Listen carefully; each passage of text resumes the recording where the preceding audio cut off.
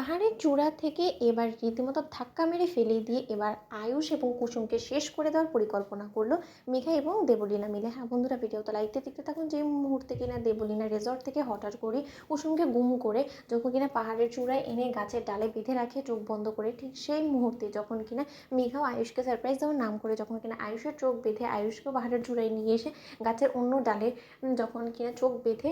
ঝুলিয়ে রাখে, ঠিক সেই মুহূর্তে যখন কিনা দেবলীনার আওয়াজ শোনা মাত্রই কুসুমের কাছে বড্ড বেশি চেনা পরিচিত বলে মনে হওয়া মাত্রই কুসুম যখন কিনা বলতে থাকে, কেন আমার মনে হচ্ছে যে আমরা অনেকটাই দূরে চলে এসেছি রেজর্ট থেকে, এবং তার পাশাপাশি এটা অনেক খুব শুনশান একটা জঙ্গল,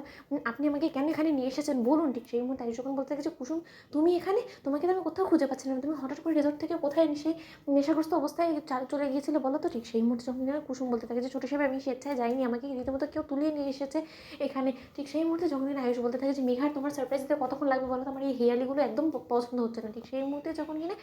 দেবলীনা বলতে থাকে যে আয়ুষ একটু ধৈর্য ধরতে হবে, তো এতটা অধৈর্য হয়ে গেলে কী করে চলবে বলো তো, বিজনেস ডিলের সময় তো তুমি এতটা অধৈর্য হও না, তাহলে এখন কেন এতটা অধৈর্য হচ্ছে বলো তো। ঠিক সেই মুহূর্তে যখন কিনা আয়ুষ বলতে থাকে যে কি এই আওয়াজটা তো বড্ড বেশি চেনা বলে মনে হচ্ছে। অন্যদিকে যখন কিনা দেবলীনা এবং মেঘা হাসতে থাকে, ঠিক সেই মুহূর্তে যখন কিনা দেবলীনা বলতে থাকে সারপ্রাইজ, ঠিক সেই মুহূর্তেই কুসুম যখন কিনা বলতে থাকে যেটা তো দেবলীনা ম্যাডামের আওয়াজ, তাহলে দেবলীনা ম্যাডাম জেল থেকে ছাড়া পেলো কী করে, এবং সেই রীতিমতো জেল থেকে পালিয়েছে তার মানে, কারণ তার তো কেস চলমান ছিল। ঠিক সেই মুহূর্তে যখন কিনা মেঘা বলতে থাকে যে এক্স্যাক্টলি, কিন্তু তার শর্ত কুসুম জানো তো, তোমাদেরকে শেষ করে দেওয়ার জন্য তো আমার বোনকে জেল থেকে পালাতেই হতো। ঠিক সেই মুহূর্তে যখন কিনা আয়ুষ বলতে থাকে যে তার মানে মেঘা, ঠিক সেই মুহূর্তে যখন কিনা মেঘা আয়ুষের চোখের পট্টিটা খুলে দেয় এবং দেবলীনা কুসুমের চোখের পট্টিটা খুলে দেয়, ঠিক সেই মুহূর্তে তাদেরকে যখন কিনা বলতে থাকে যে তোমরা প্রথমে আগে নিজেদের পায়ে নিচে তো দেখো যে তোমাদের পায়ের নিচে থেকে জমিন রীতিমতো সটকে পড়েছে, এবং তোমাদের আর বাঁচার এখন কোনো উপায় নেই, কারণ তোমাদের হাত পাও বেঁধে রেখেছি আমরা। ঠিক সেই মুহূর্তে মেঘা যখন কিনা বলতে থাকে যে এবার নিশ্চয়ই তোমরা অবাক হচ্ছে যে আমরা একসঙ্গে কী করছি, রীতিমতো তো আমরা দু বোন মিলে তোমাদের উপর থেকে বদলা নেওয়ার জন্য ইন্দ্রাণী গাঙ্গুলির গর্ব অহংকার সমস্ত কিছু দুমড়ে মুছে শেষ করে দেওয়ার জন্য, তোমাদেরকে চিরকালের জন্য শেষ করে দেওয়ার জন্য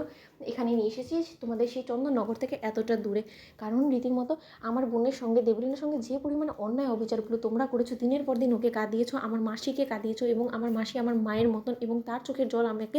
বরদাস্ত করতে হয়েছে শুধুমাত্র ওই ইন্দ্রাণী গাঙ্গুলির জন্য। এবার ইন্দ্রাণী গাঙ্গুলি সন্তান হারানোর শোকে কাঁদবে, সে রীতিমতো দুমড়ে মুচড়ে শেষ হয়ে যাবে, এবং তার সেই আর্তনাদ দেখে আমি আমার প্রাণ জুড়াবো, এবং আমার বোন হাসবে। এবার এই প্রতিশোধ নেওয়ার জন্যই আমরা তোমাদের কাছে শেষ করে দেবো। ঠিক সেই মুহূর্তে দেবলীনা যখন বলতে থাকেছে তার আগে ওদের এই অবস্থার এক ঝলক তো অন্তত ইন্দ্রাণী গাঙ্গুলিকে দেখানোটা আমাদের প্রয়োজন, তাই না? ইন্দ্রাণী গাঙ্গুলিও তার ছেলের মৃত্যুর সাক্ষী থাকুক, যেরকমটা কিনা আমার মায়ের সামনে দিয়ে আমাকে টেনে হিচড়ে পুলিশরা নিয়ে চলে যাচ্ছিলেন, ঠিক একই বিষয় তো ইন্দ্রাণী গাঙ্গুলিকেও দেখাতে হবে, নয়তো বা কী করি বা আমাদের প্রতিশোধ নেওয়া পূরণ হবে বলতো। তো বন্ধুরা, ভিডিওটি ভালো লেগে থাকলে লাইক কমেন্ট শেয়ার করে সাবস্ক্রাইব করতে ভুলো না।